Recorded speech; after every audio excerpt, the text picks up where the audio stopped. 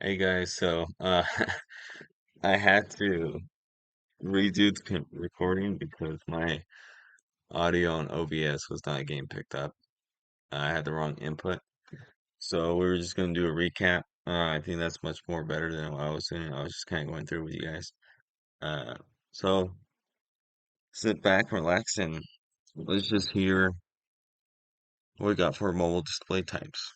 Now we got, of course, LCD are kind of more of a general term as two different main types. We got twisted pneumatic, IPS. You might have seen that one with your laptop. It stands for in-plane switching. And we got vertical alignment. For the first one, twisted pneumatic, yeah. You twist and untwist in response to voltage level, which changes the picture. It has the worst viewing angles and the worst contrast, but its response times are pretty good. As for end-plane switching, this is what's used for most gaming setups. Has good color reproduction and good viewing angles. And the only drawback is that some of the response times are pretty bad. But if you have like a new monitor that uses this, then um, its response times are probably much better, since the older models were a little bit slow. And then we got vertical alignment. I believe this one has the best viewing angles. Yeah, well, not the best one, but they're all overall good and excellent contrast ratio. So you have like 2000 to 1 contrast ratio opposed to a IPS panel, or IPS not yeah IPS panel, which is 1200 to 1. And we got the LEDs. These aren't very too good. Um, they're not good because they have their maximum brightness is much lower than IPS, and so these are kind of I forgot where they use these. These are kind of just made to be more thinner. OLEDs, kind of same thing, and I saw some of the Steam Deck fanboys or the Andes make note that if they have not bought the Steam Deck, they could have waited for one that was much better. So it's kind of funny that happened. That I remember that. I had a cousin who bought one and now he regrets it because now they have a new one. Let's see. I want to see how much they are.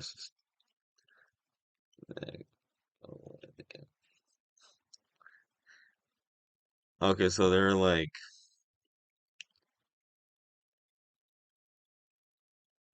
uh, these are pretty pricey. Amazon has one for 700. Not sure why, but you could get the old one for much cheaper price. See what the best price is. Yeah, 550. 550. So it's pretty good actually. Moving on, we got digitizers. Now this is in between the display and the protective glass. Take some water.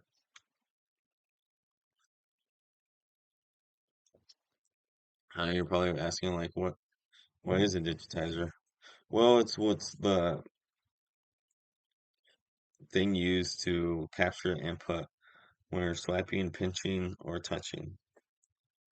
Of course, if you haven't been born um, early enough, you probably remember that some mobile devices can't really respond to swiping or pinching. My car, I have a Bluetooth radio screen, and that one only responds to like nail presses for some reason.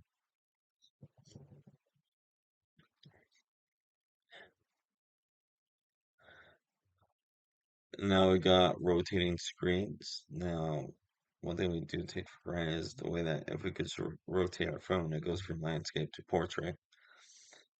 And even with some laptops, you can rotate the whole screen and it'll still connect. I haven't really seen that yet.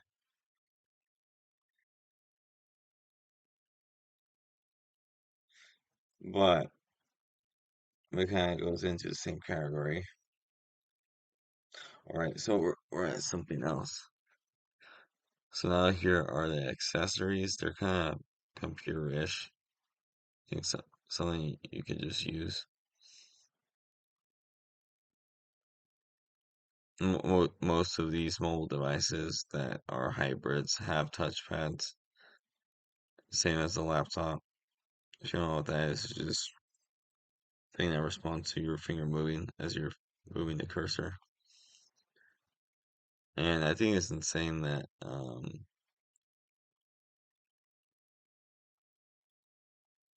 now with Neuralink, you could somehow, I don't know how it works. It reads your brain data and then it changes the screen almost as if you're moving the mouse with your mind. It kind of makes sense, after tapping into the right like synapse and they're watching you do it, then seems fair. The first human trial was like a couple months ago. I don't know where they're at now. I don't know. It's crazy. I mean, like, I'm excited, but at the same time, we're breaking a lot of barriers that will cause problem in the future. Don't know the problem yet, but for sure there's gonna be some problems with people having neural links in their mind. Okay, now we have touch pens. I believe I had one for my laptop. I used to draw a little bit. That's what they're mainly used, or handwriting. They usually connect through Bluetooth, or I think even with that Apple one, it's like something else, something that's like more high input and like less delay. Excuse me.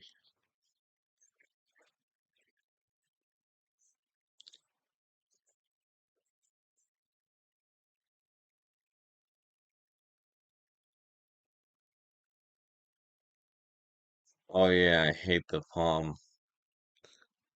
I remember trying to draw my palm would just screw up. So yeah, palm rejection is something you need to be highlighting. This isn't part of the exam though. I guess this would be under trackpad, drawing pad, and touch pen. So this is going to be on exam. Then we got microphone, speakers, and camera. This is what I'm using to record this video. Oh, well, I'm using another software as well.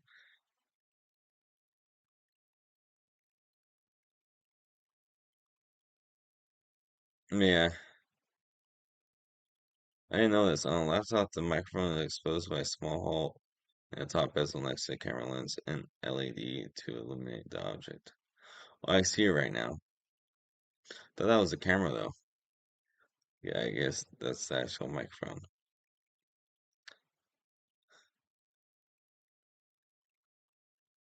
And of course, this is kind of like a no-brainer for me because I use webcams, headsets, speakers. But to the uninitiated, someone who hasn't really touched mobile devices in their life, who's only used desktop computers, I don't know what kind of person this is, but I guess they don't really know about this stuff. Got a short video I'll be playing it for you. Turn on the desktop audio. Okay, there we go. How to connect and configure mobile device accessories. Let's start out with connecting wired accessories. When you connect your wired accessories, it's important to locate the appropriate cable and port for the mobile device that you have. Some of the various ports and cables that you have, well, we have some right here to show you. You could have the older 30-pin dock connector for your iOS devices. You could see today, which is more common, the 8-pin lightning connector, as well as the micro USB connector. And more common with the newer Android devices is to see, well, the USB-C connector. Notice that a lot of these connectors will also be two different types of ports on each side. You'll see that you have Type A on one side of this cable. Notice that Type A on this cable as well, but on one side of it, it is also your 30-pin connector with a micro USB on the other side of this connector.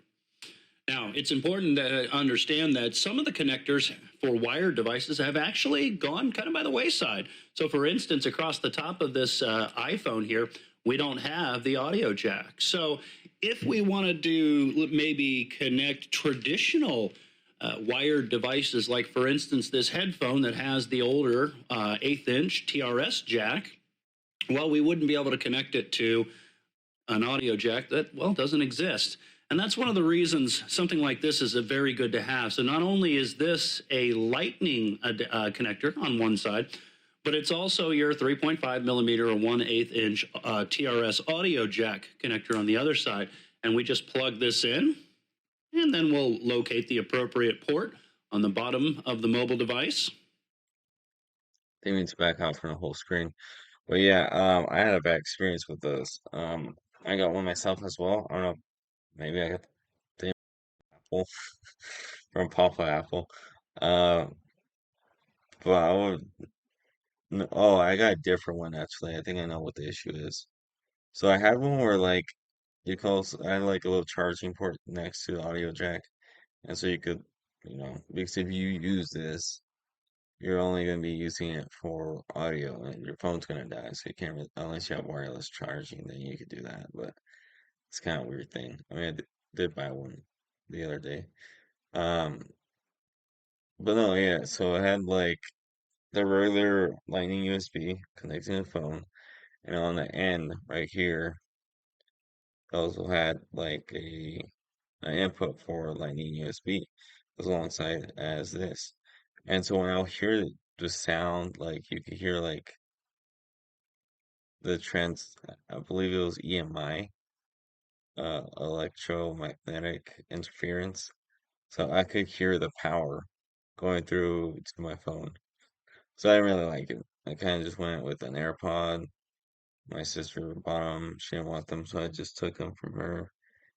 And yeah, I stopped using audio jack after that. I mean, yeah, my headset, but I only use that for like my laptop. Okay. And if we'll go ahead and swipe up here, and we'll put in our super secret password here. And if I choose the down arrow or the down button, you'll notice that it now says, well, we have our headphone attached.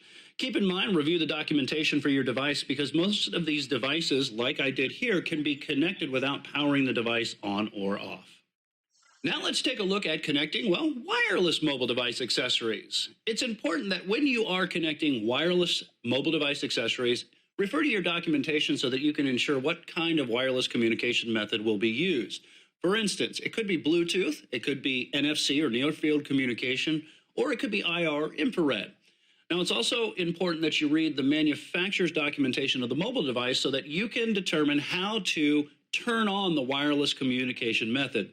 Same thing goes with a wireless device accessory. You want to make sure that you review the documentation to ensure that you know how to get the device turned on, as well as how you will put it into what is known as a communication mode that we'll talk about here in a second. Let's go ahead and let's dive into how we connect these devices through the Bluetooth pairing process. When it comes to Bluetooth pairing, first thing that we're going to do is we've got a couple of devices here. I've got a little speaker bar, and I've got my mobile device. I've got one of my Google Pixels here, and we're going to go ahead and we're going to pair these devices up through a Bluetooth connection. First thing I'm going to do is I'm going to reach over here to the little sound bar that we have, or speaker bar, and I'm going to go ahead and just turn that on. You can hear that sound. Now, on the manufacturer's documentations, it lets me know that a blinking light means that it is now ready to be paired up with a mobile device, further, making sure that that connection happens. So the blinking light's what we want. We're going to go right here to our mobile device that we've got prepared, and we've got to turn on the Bluetooth wireless adapter here in the phone as well. So I'm going to go into settings. And then we're going to go into connected devices, and you can see Bluetooth NFC. We've already determined that it isn't near field communication. It's actually going to be Bluetooth. And what we need to do is we need to pair a new device. Notice Bluetooth will turn on when we connect this. or click this, excuse me. And now what we're doing is we're waiting for the sound bar to show up in our little menu here. And notice that the Anchor sound core has shown up. Now, I'm going to go ahead and click this. I will tell you that in some mobile device accessories, when you enter this Bluetooth pairing communication, remember, you turn both devices on, you put them in a discoverable mode so we can find them like you see here. But then when you go into the pairing process, some devices require a security code, usually a 4-digit Yeah. PIN that has to be implemented, either 4 zeros, just 0000, or even sometimes 1234. In this case, you're going to notice that we don't have to do anything for the speaker bar. Let's go ahead and pair the devices together.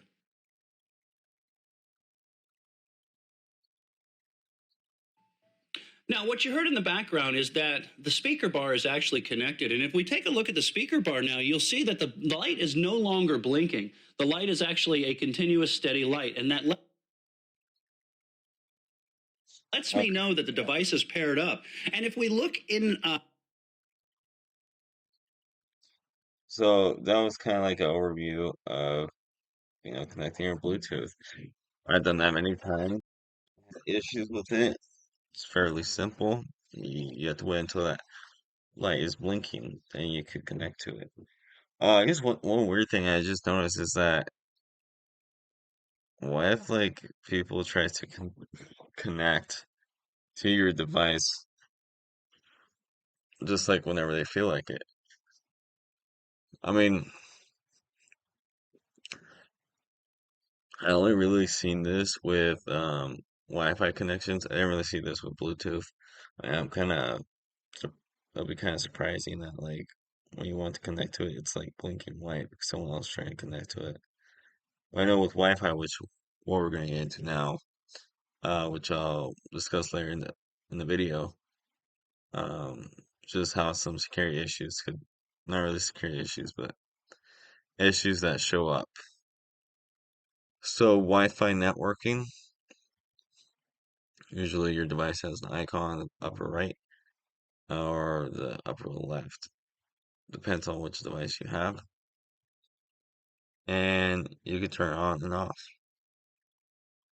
There's a lot more settings into it. You can also connect to a hidden Wi-Fi network. So basically that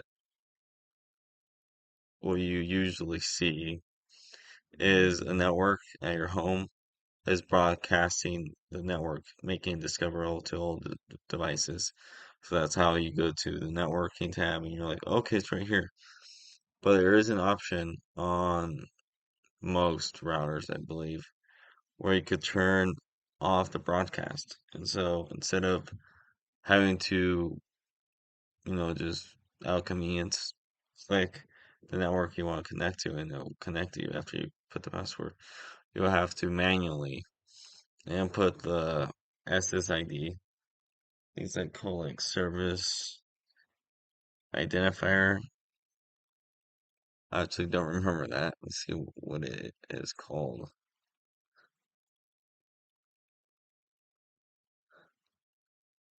Yeah, service set identifier.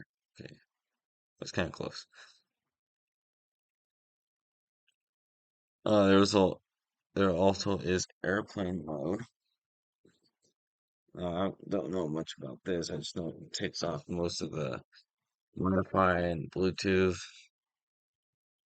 Oh, all cellular data, Wi-Fi, GPS, Bluetooth, and NFC. Interesting. Uh,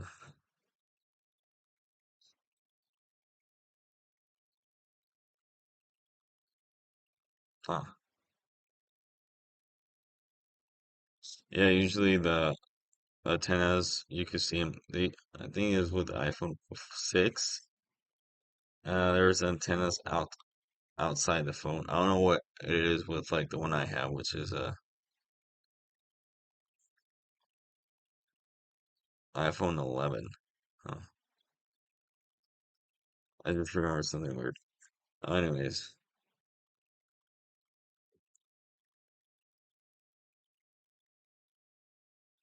this is important. This is the part I got low confidence. Um, Hopefully I was tested on this. on the exam and they failed. Let's see, where are we at? Do you think we could get through this? Oh yeah, I think yeah, we could get in through 4 minutes.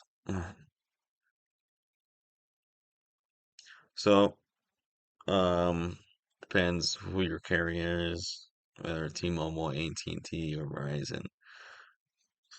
But this is explains how you're able to connect with them. So it means connecting to internal via the device cellular radio and a handset's network provider.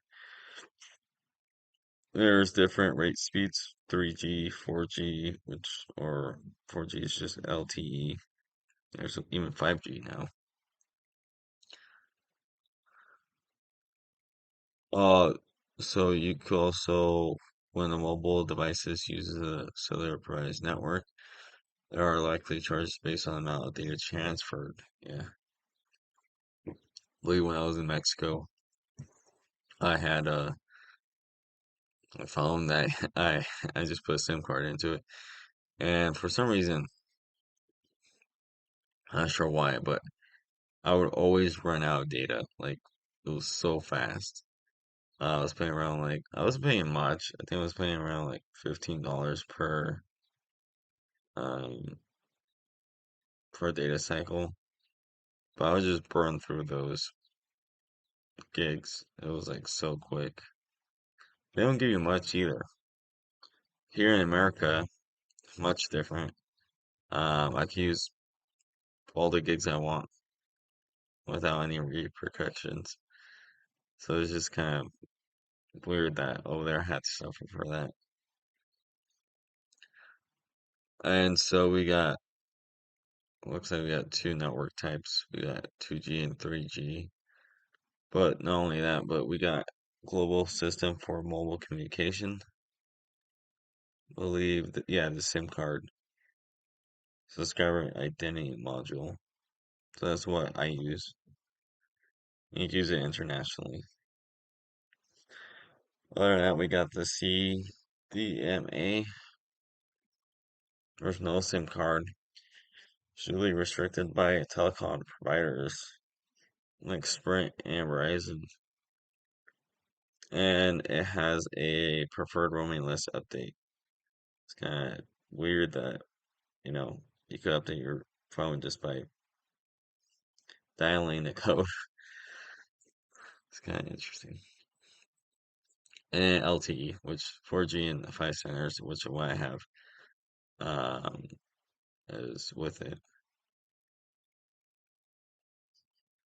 Then we have the indicators. So if you see this when you're on your phone, so what most of them mean G/E or 1X. I use the icons for GCM and 1X for CDMA. And this is 2G, very low, only 40 to, no, 50 to 400 kilobytes only per second. 3G, which Universal Mobile Telecommunication Service on a GM handset or Evolution Data Optimized EVDO on CDMA networks, could go up to 3 megabytes. This one I haven't seen this one, H or slash H plus. High speed packet data access, no, high speed package access, improved 3 point. Oh, so it's kind of like in between 4 and 3. It could go up to 42, but real world performance is like, yeah, that makes sense. And 4G is 300 megabytes in theory. Yeah, I don't think I even have that. And it's around 20 to 90 in real time, real world performance. 5G is could go up to 1 gig, dang. Or just from 50 to 300 at the time of writing. Ah, okay, that's pretty cool. So if you don't use your data and want to rely on just Wi-Fi, you could turn it off. It's a pretty good option, data saver. Looks like we're done with this one. Say I'm pretty high on that. It looks like next up we'll talk hotspots and Hope you guys have a good one. I'm gonna go over this recording and see where I can improve for you guys' enjoyment.